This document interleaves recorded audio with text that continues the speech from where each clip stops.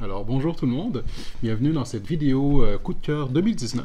Alors aujourd'hui, je suis accompagné de Bianca et de Florence. Et aujourd'hui, on va faire un retour sur les sorties manga de l'année 2019. Donc on s'est dit que c'était intéressant de faire une vidéo juste pour revoir un peu les sorties marquantes en fait de cette année et ce qui nous a plu en boutique. Alors sans plus tarder, moi je vous invite à mettre cette vidéo-là en background, juste la mettre en arrière et de juste relaxer, boire un petit café puis de nous écouter pendant que vous faites vos travaux. Alors on va commencer avec vous les filles.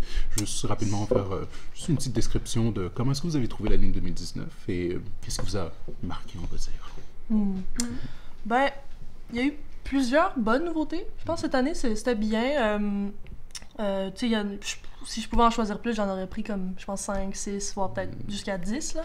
Fait que non, j'ai beaucoup aimé ça. Puis, je suis assez ouverte sur tous les genres. Mais il y a eu comme plusieurs shoujo, plusieurs josei. Ça, c'est plus mon... You know, my thing. Fait que, ouais, non, j'ai beaucoup aimé ça. Il y a plusieurs bonnes nouveautés. Là. Puis je te disais qu'on était vraiment gâtés, surtout sur les slice of life. La découverte de soi, comment gérer des situations plus difficiles durant l'âge adolescent, bref, c'est beaucoup de choses que comme on se pose des questions durant toute notre vie, mais comme jamais comme on le voit en manga. Pour dire que l'année 2019, ça a juste fait un bond énorme dans ce sujet-là, puis honnêtement, c'est comme un de mes genres coups de cœur, puis c'est super bien. Ok, non, c'est parfait alors. Donc, sans plus tarder, on va commencer avec vos premiers coups de cœur en fait. On va commencer avec toi, Bianca. Oh. Quel est ton premier coup de cœur de l'année 2019? Mon premier coup de cœur de l'année 2019, c'est Chisako Garden de Yuki Kodama, qui est nul autre que l'auteur de Kids of Slope que Florence tripe. J'adore. Ben raide, on pourrait dire. Ce qui est super intéressant de ce manga-ci, c'est que c'est un one-shot avec des histoires courtes. Chaque histoire, veut pas, sont interconnectées. On va retrouver des Chisako, qui sont des petites créatures fantastiques que seuls les gens qui n'ont jamais tombé amoureux, qui sont sur le point de mourir ou qui sont en bas de 8 ans, vraiment comme plus des enfants, peuvent voir ces créatures-là. Ce qui est bien, c'est que leur monde est connecté avec le nôtre, puis on s'entraide. Bref, il y a une belle morale derrière de comme faire réaliser les gens qu'il n'est jamais trop tard pour tomber amoureux, pour s'en sortir ou vivre un moment comme plus fort malgré la situation. Ah, ok, c'est cool.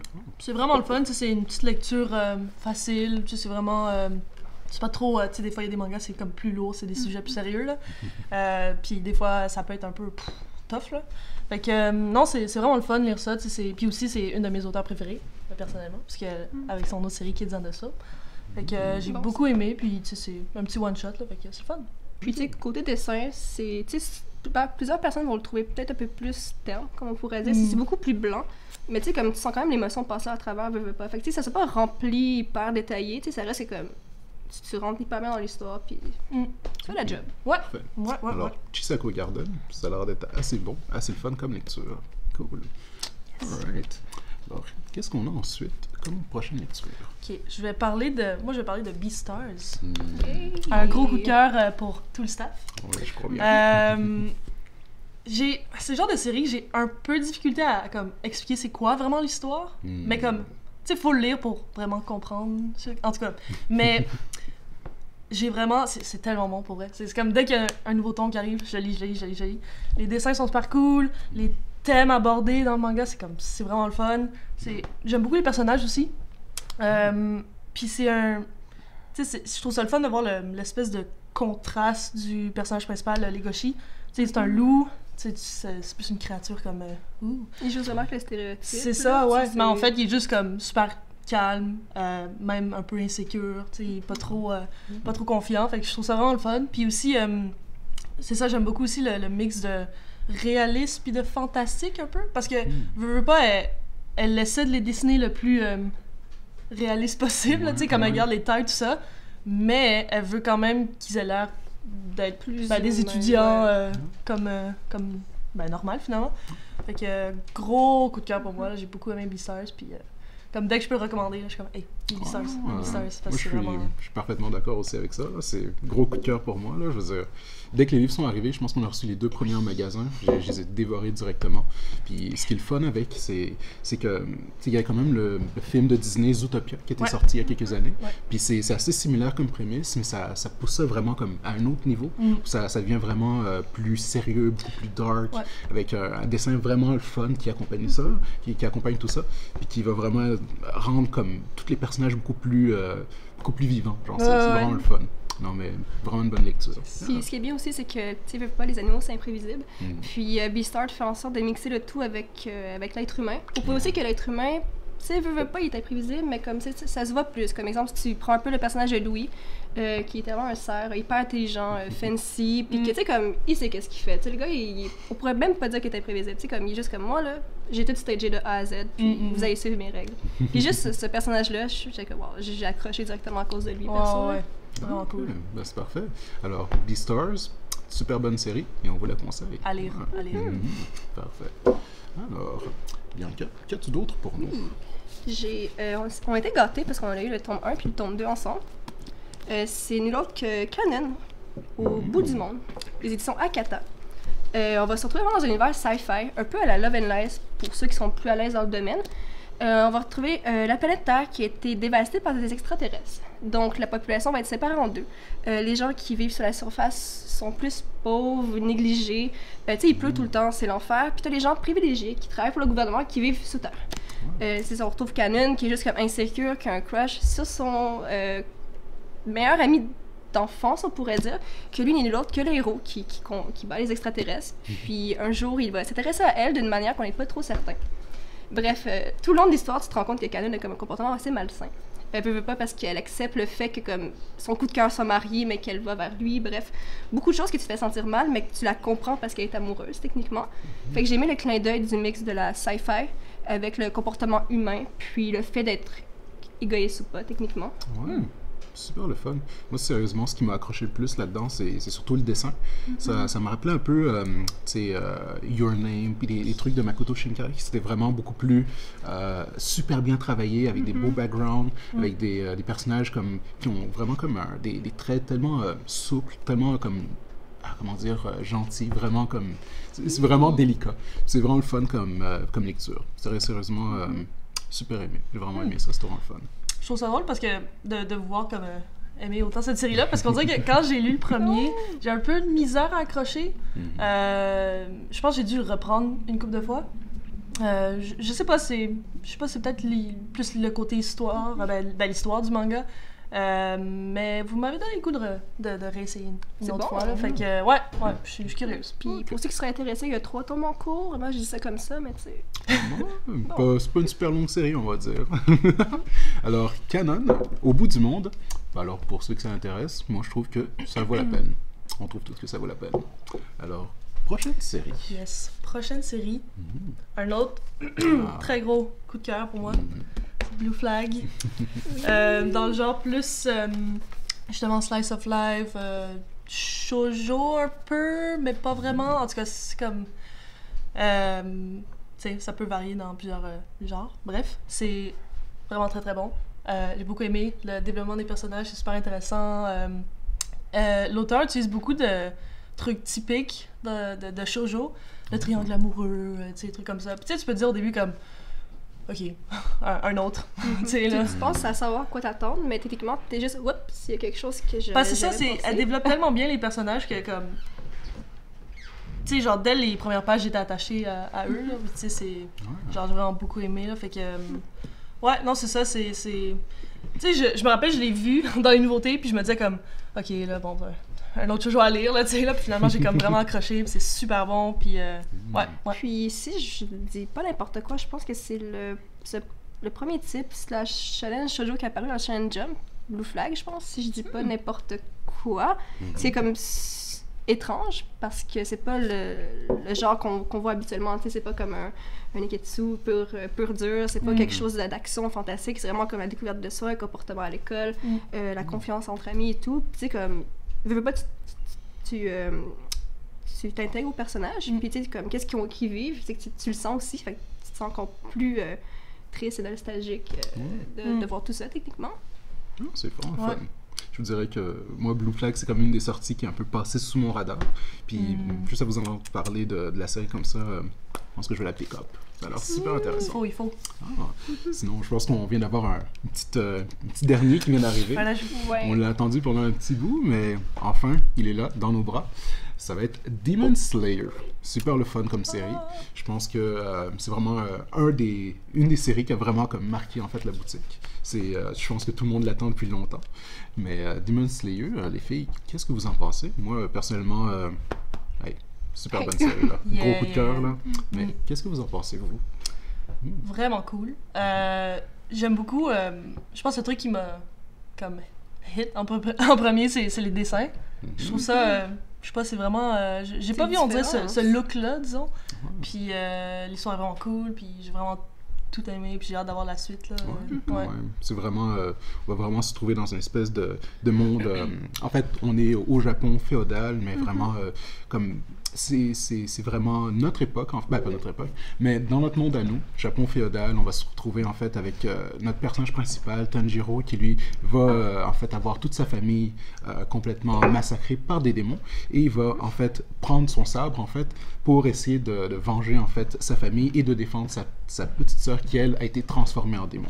Donc essayer de défendre la race humaine en fait de la menace des démons et en même temps protéger sa petite sœur qui, elle, risque de se faire chasser par d'autres chasseurs de démons. Donc, super le fun. Le dessin est vraiment le fun. Tout est fun dans la série. Vraiment, c'est l'une des meilleures séries qu'on a reçues depuis un petit bout, je vous dirais. Très fun. C'est déjà que l'aspect yokai qui est comme super bien présenté d'une manière comme juste bourré d'action, puis c'est incroyable. Puis pour tous ceux qui ont probablement vu l'animé, qui a comme pété des scores, on pourrait dire. C'est vraiment grâce à ça que le manga est rendu on the top, autant en France, au Japon, que même probablement bientôt au Québec. Puis grâce à ça, ça a comme propulsé, on dirait encore plus le titre de Demon Slayer. Donc pour l'auteur, honnêtement, je suis vraiment fière. Je suis contente que Panini ça ait repris, puis qu'ils aient techniquement sorti une réédition, puis qu'ils aient planché la série. C'est parfait. Alors, super le fun. Donc, on va prendre une petite pause et on vous revient dans quelques instants. Restez là. Alright. Alors, rebonjour et encore une fois, on est là pour vous parler des nouveautés 2019. Mais juste avant, on fait un petit break en fait, on revient du break. On va vous parler un peu de Demon Slayer. Encore une fois, juste vous avertir, Demon Slayer est en magasin présentement. On a reçu les 2 premiers tomes ici avec nous. Donc, c'est la réédition en fait de la version qui était Les Rôdeurs de la Nuit. Mais comme on le sait, ça n'a pas trop marché sous ce nom-là. Alors maintenant, c'est Demon Slayer, comme l'original. Et donc, passez en magasin et récupérez vos 2 premiers tomes de la série. Les autres ne devraient pas trop tarder derrière. On va sûrement les recevoir d'ici le mois de mars. Parfait. Alors, sans plus tarder, on va continuer avec les nouveautés. Alors, les filles, qu'est-ce que vous avez pour nous aujourd'hui? Bon, moi, c'est plus un format de luxe. Techniquement, on pourrait dire comme quasiment une réédition. C'est plus du côté anglophone, pour ceux qui lisent aussi en anglais. C'est la Berserk Deluxe Edition par Dark Horse, qui est la Bible de Berserk, la Bible des Ténèbres. Bref, c'est magnifique, ok? Honnêtement, j'ai les 3 chez moi. Je vais m'endetter, mais comme ils sont vraiment super belles. Elles valent le prix, techniquement. Elles valent le tout. Puis justement, c'est 3 tomes par grand livre. Puis tout a été retravaillé, donc les long shots de Kentaro qu'on peut tout voir, les onomatopées traduits aussi, ce qui est super cool. Puis il faut dire que ce dessin-là mérite d'être mis littéralement en grand format. Ça mérite d'être dans un musée. Sérieusement, moi ça me rappelle la Master Edition qu'ils avaient sorti pour Blame en fait. C'est vraiment des séries qui méritent vraiment d'être imprimées en gros format parce qu'il y a tellement de détails dans ces dessins-là, puis tellement de petits trucs qu'on manque en fait dans les petits formats de poche. C'est bien sûr que c'est plus pratique à lire, c'est plus le fun, mais ça paraît super bien dans une bibliothèque. Surtout quand c'est un dessin sur 2 pages, t'es juste comme... Oh yes. Ça a l'air d'une bible en plus, là, c'est comme magnifique. Incroyable. Ouais. Donc, très beau. Alright. Fait que recommandation anglophone de la boutique. Ok, maintenant je vais aller avec une série qui est complètement à l'opposé de Berserk. Il pourrait pas avoir plus opposé que ça. BL Métamorphose. Très simple. Une madame âgée qui commence à lire des yaoi. Puis elle devient amie avec une libraire qui lui a recommandé des yaoi. Puis elles vont dans des conventions, tout ça. C'est juste ça. Vraiment cute, vraiment beau. Une jeune moi, libraire. j'ai beaucoup... Ouais, c'est ça. Puis tu sais, c'est comme... Je pense qu'elle a quoi, 19 ans, là, environ, là, 15, 16. En tout cas, tu sais, elle est vraiment jeune. Là. Puis, ben, c'est vraiment comme super cute. Vraiment une petite lecture facile. J'ai beaucoup aimé. Puis, ouais, c'est vraiment... tu placerais ça dans quelle catégorie environ? Est-ce que c'est plus un shoujo, plus un Plus du josei? josei, ouais. Josei, c'est ça? Ouais, plus du josei, for sure. Parce que ça avait vraiment l'air d'être la dame âgée qui va vraiment redécouvrir un peu sa jeunesse à travers les mangas, puis C'est super vraiment cute. comme... Oh. Ouais, redécouvrir un peu comme sa fougue de jeunesse Ouais. et tout. Ça a l'air super le fun quand même. Fait que j'ai beaucoup aimé. Puis il y a 2 tomes présentement, tu sais. Je pense que ça va être une petite série, là, fait que... Puis, ils font un beau rappel à la différence d'âge aussi, comme la jeune fille qui est hyper jeune dans sa fleur, d'évoluer et tout, la dame âgée qui a pas mal tout vécu, puis qui est comme, ah ben tu sais, je suis à mes bouts, qu'est-ce que je pourrais avoir de mieux? Puis finalement, les deux, comme, s'entendent hyper bien, deviennent meilleurs amis, tu sais, comme, ils partagent la même passion, puis peu importe l'âge, quoi que ce soit, c'est le fun de partager ce que t'aimes avec des gens, tu sais, c'est... Puis veux pas, je vais être honnête, ça m'a un peu donné le goût d'essayer des yaoi. Fait que là, tu sais, comme j'ai commencé à en lire quelques-uns, c'est juste pour le fun, là, puis voir comme, ok, ça pourrait être, tu sais, je suis sûre qu'il y a des bonnes séries là-dedans, tu sais, ça m'avait jamais vraiment intéressé avant, puis j'ai vu ça, puis j'étais comme, man, c'est cute ça, fait que là, genre, j'ai commencé à lire quelques yaoi, là, fait que ça m'aurait peut-être donné le goût à certains d'en lire. Bon, Super le fun. Ouais. Alors, Belle Métamorphose, super belle série, plus dans le style josei, donc si ça vous intéresse, on l'a en boutique.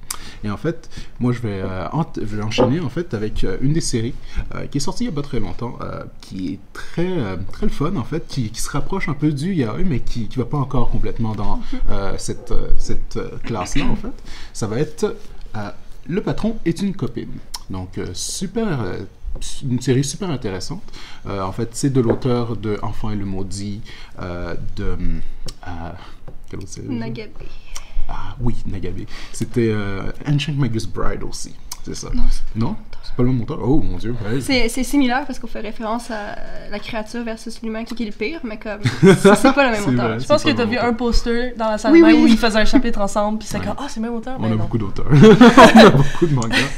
Mais donc, le patron est une copine. On va suivre l'histoire d'un patron qui, lui, va être dans son entreprise, qui va vraiment être le chef d'entreprise, qui va vraiment être la personne un peu, pas nécessairement trop sévère, mais vraiment la personne en chef à qui tout le monde va interagir avec. Et tranquillement, découvrir que cette personne-là mène une double vie, qui va en fait être en fait, dans son temps libre, en fait, il va cross-dress, donc il va porter des robes, il va vraiment être une hôtesse, donc vraiment accueillir du monde dans un hôtel, vraiment servir en fait ces personnes-là et leur permettre d'avoir du bon temps. Donc c'est super beau comme série, on va avoir un dessin super bien poussé, vraiment des interactions super cocasses avec les différents personnages masculins qui vont tranquillement tomber en amour avec la personnalité super charmante du patron, qui lui est quand même, il essaie d'être sévère, avoir cette espèce de face très carrée, très sévère, mais qui en réalité est vraiment un très gros softie, qui est super doux, qui va vraiment être hyper élégant et tout. Et tranquillement, peu à peu, les hommes de cette série-là vont tomber en amour. Donc aussi, on est un peu comme similaire à Beastars, où est-ce qu'on va vraiment avoir des animaux anthropomorphés qui vont vraiment être moitié animaux, moitié humains, et qui vont tous interagir de manière hyper cocasse. Donc, moi, sérieusement, super belle série pour ça. Okay. Beaucoup aimé aussi. Parfait. Alors, quelle autre série est-ce qu'on a aujourd'hui? Si vous voulez, on a Gigant. Une autre par l'auteur de Gans et de Lastio Inuyashiki, pour ceux qui ne connaissent pas encore Gans. Vraiment maître du sci-fi, tout ce qui est hyper violent, slash vraiment comme qu'est-ce qui se passe, c'est un peu étrange, vraiment tout sci-fi. Justement, on va retrouver un jeune homme que lui, il veut devenir cinéaste, si je me rappelle bien. Puis lui, il adore faire des films, il est passionné de cinéma. Son père est producteur, bref, puis il tripe sur une actrice porno qui s'appelle Papiko, si je me rappelle bien. Puis pour lui, c'est comme sa meilleure idole de tous les temps. Puis il va se rendre compte qu'il y a des rumeurs qui courent qu'elle habite dans son quartier. Ils vont se rencontrer, se lier d'amitié. Tout va tourner d'une façon un peu étrange parce qu'on va même pas s'en entendre. Comme tu lis les premières pages, tu te dis ok, ils vont se rencontrer, blablabla, puis bam, l'héroïne va tomber sur un gadget un peu extraterrestre qui va la faire changer dans tous ses sens, comme on pourrait dire. Puis c'est là que l'action commence. Puis honnêtement, tu sais jamais comme à quoi t'attendre. Puis à chaque fois que tu lis un des tomes, présentement il y en a 3 en France, 2 au Québec. À chaque fois, t'es juste comme, mais voyons, qu'est-ce qui se passe? Je veux savoir la suite. C'est l'univers à la Gans, un peu plus sexy, comme on pourrait dire. Quand même. Il y a des similarités aussi avec les univers comme Ultraman, puis les vieux, les vieilles séries vraiment avec les héros comme gigantesques, un peu à Super Sentai, etc. Puis on va avoir la personnage principale qui peut comme changer sa taille, puis des trucs comme ça. Puis c'est le petit élément qui est vraiment, tu sais, sci-fi, mais qui est pas trop poussé. Fait que ça ouvre tellement de fenêtres d'opportunités. Fait que moi, j'ai hâte de voir où est-ce que cette série-là va aller, parce que y a beaucoup de potentiel. Un très gros potentiel. Okay. Très fun comme série. Juste rapidement comme ça. À la base, on avait quelques séries pour vous, mais il semblerait que là, on a envie de vous faire plaisir un peu plus. Donc, on va en fait continuer et vous présenter encore plus de séries. Alors, on est quand même charmant. On essaye de vous faire plaisir à la maison. Alors, sans plus tarder, on va continuer ensuite avec notre prochaine série. Je crois bien que ça va être No Longer Human, je crois bien. Oui. Alors, comment est-ce qu'on a trouvé No Longer Human? Moi, personnellement, étant quand même un fan d'horreur, j'ai quand même apprécié Junji Ito. Super beau, un super bon auteur généralement à la base. Ouais. Mais comment est-ce que vous avez trouvé No Longer Human? Comment c'était? Il faut pas oublier qu'à la base, c'est un roman qui était hyper tabou au Japon, hyper populaire, dû à un homme qui a des problèmes mentaux, qui veut simplement exprimer comment il se sentait à travers les mots. Quelque chose qui a été quasiment banni au fil des années, puis que Junji Ito s'est dit, mon dessin va fitter super bien, je comprends ce qu'il vit, je vais l'exprimer comme ça. Fait que pour tous ceux qui ont lu Spiral ou Uzumaki, il faut pas oublier que c'est pas un scénario à la Junji Ito. Son dessin est comme super bien présent, ça fit hyper bien, mais niveau côté horreur, c'est beaucoup plus diminué, tu rentres plus comme dans l'état d'esprit de quelqu'un. Puis c'est ça qui fait vraiment qui est changement avec le tout, qui est très différent. Mais au final, moi, ça reste que c'est un des coups de cœur de Junji Ito, que j'ai super aimé. Au début, je trouvais ça plus différent, justement, ce qui fait du bien. Mais ça reste que c'est super bien adapté, puis vraiment bien fait, là. Je pense que Bianca a dit tout ce que je pensais, là. Je suis 100% d'accord, c'est vraiment cool. Ça, comme tu disais, ça fait changement que ce soit comme l'histoire de quelqu'un d'autre, puis juste les dessins de Junji Ito. L'édition est super belle, puis c'est le fun. Je m'attendais pas, je savais pas qu'il allait avoir un nouveau truc avec son nom. Fait que vraiment contente, puis c'était vraiment cool pour vrai. Ok, mais quand même bien.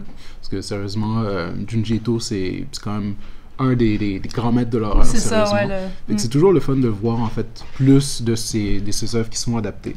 Donc ça, c'est super le fun. Alors, sans plus tarder, on va continuer encore avec notre prochaine série. Alors, les filles, je crois bien qu'on va pouvoir parler. Mon tour. On a tout le monde libre ici. Wow! Voici. Une autre nouveauté anglophone qui s'appelle Blank Canvas, qui est l'histoire de l'auteur, en fait. Comment elle est devenue mangaka.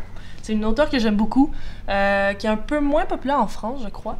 Elle a fait Princesse Jellyfish, Le Tigre des Neiges, qui est sorti récemment. Fait que c'est ça, Puis d'ailleurs, cette série-là va être traduite en français aussi bientôt, parce que ça a été comme un gros succès. Beaucoup aimé. C'est assez simple, c'est juste son histoire, comment elle est devenue mangaka. Elle raconte qu'avant, elle prenait des cours de dessin, des cours de peinture avec un prof super sévère. Ce qui est vraiment drôle, c'est le fun de voir ça. Puis dans le fond, elle montre qu'il était vraiment sévère. C'est des sévères. À lui, rough, là. Wow, ouais, tu sais, c'est comme. C'était lourd, là. Mais, tu sais, elle raconte que, veut pas, c'est à cause de lui qu'elle est devenue mangaka, qu'elle a continué de travailler, puis que maintenant, elle est vraiment comme connue au Japon, tout ça. Puis j'aime beaucoup ses dessins. Encore une fois, une histoire assez simple. J'ai beaucoup aimé ça. Puis, ouais, contente de savoir que c'est traduit en français aussi, là, fait que, ouais. Puis le fait que c'est une autobiographie, c'est comme, c'est cool parce que c'est fait par elle-même, c'est son dessin, c'est tout, c'est comme son passage à l'école d'art, le fait qu'elle était juste comme, tu sais, je vais virer folle, j'ai vraiment de pression, je vais me comparer aux gens, puis comme tu la vois vraiment faire ça, puis tu sais, perso, comme moi, j'avais lu Princesse Jellyfish, qui était comme son manga le plus, comme, populaire, puis quand je lis tout ça, puis je regarde son autobiographie, je me dis, tu sais, la fille, elle a fait du chemin, comme, c'est fou, comme, voir qu'elle a juste, comme, quasiment changé, puis changé de parcours à chaque fois, puis au final, elle s'est juste retrouvée dans ce qu'elle aime faire, puis super bien. Fait que c'est vraiment plus une série, plus pour les artistes, tu sais, fait que le monde qui vont faire de l'art vont vraiment se retrouver là-dedans, dans le personnage. Ah ouais, c'est sûr, ben, tu sais, comme, je fais un peu de musique, puis j'aime ça, comme, explorer les arts, puis j'ai vraiment pu, comme, m'associer à l'auteur, là, fait que c'est vraiment le fun aussi. Mais même si vous êtes pas vraiment comme un artiste, whatever, là. Tu sais, vous pouvez vous associer avec comme, genre, peu importe ce que vous faites, là, vos études ou quoi que ce soit, là, tu sais, c'est vraiment, je sais pas, c'est une histoire touchante, j'ai beaucoup aimé, fait que, ouais. Ah, ben super le fun. Parfait. Je pense qu'on a quand même fait le tour de plusieurs séries. Je pense que ce qu'on peut faire maintenant, c'est vous sortir quelques mentions honorables, des séries qui nous ont marqué en boutique. C'est sûr que là, on peut pas, on voudrait, mais on peut pas passer toute la soirée avec vous, malheureusement. Alors, on va vous sortir quelques séries très rapidement qui nous ont vraiment comme marqué en boutique. Donc, je pense que moi, je vais commencer rapidement avec Tsugumi Project. C'était une série plus sci-fi, en fait, avec un homme pris, en fait, en prison et qui va se faire donner un ultimatum, qui va vraiment, en fait, se retrouver à devoir juste retrouver, en fait, un objet perdu, en fait, au beau milieu du Japon, complètement irradié dans le futur, et qui va faire la rencontre, en fait, d'une petite mutante, en fait, qui, elle, va la guider, en fait, ou le guider plutôt, à travers tout le Japon irradié. Donc, super le fun, beaucoup plus dans l'action, avec un dessin incroyable. Des personnages vraiment weird, mais comme vraiment cool. Ouais. C'est vraiment des dessins. C'est wow. Des dessins vraiment le Super fun. le fun aussi.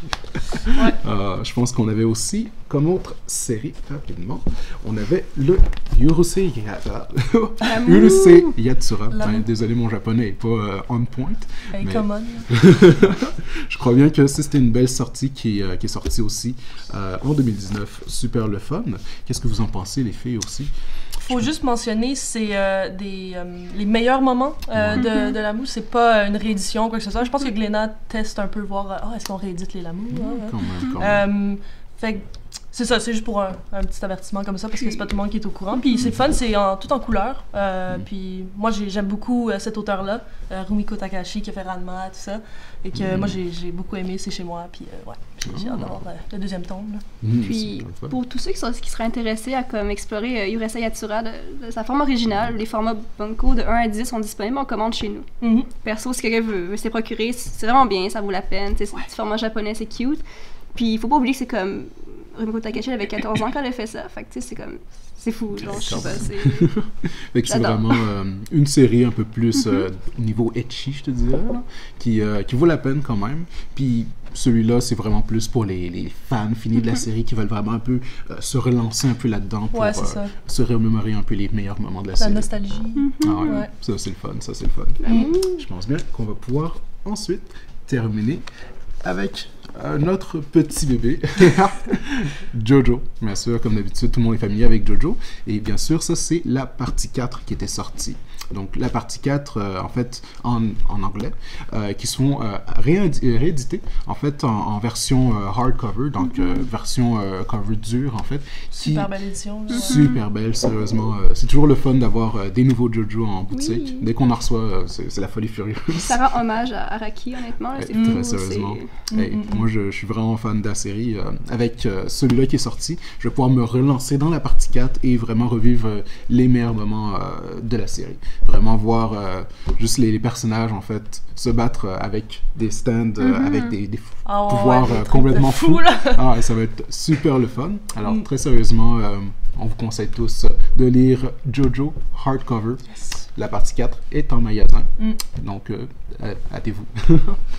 Donc, sur ce, moi, en fait, toute l'équipe, on vous souhaite, en fait, de passer une très belle soirée. Et donc, n'oubliez pas, en fait, de faire un tour sur notre chaîne YouTube, de vous inscrire, en fait, à notre channel, de faire un tour sur Facebook, de nous suivre sur Instagram. Et, bien sûr, on vous souhaite tous de passer une très belle soirée, alors.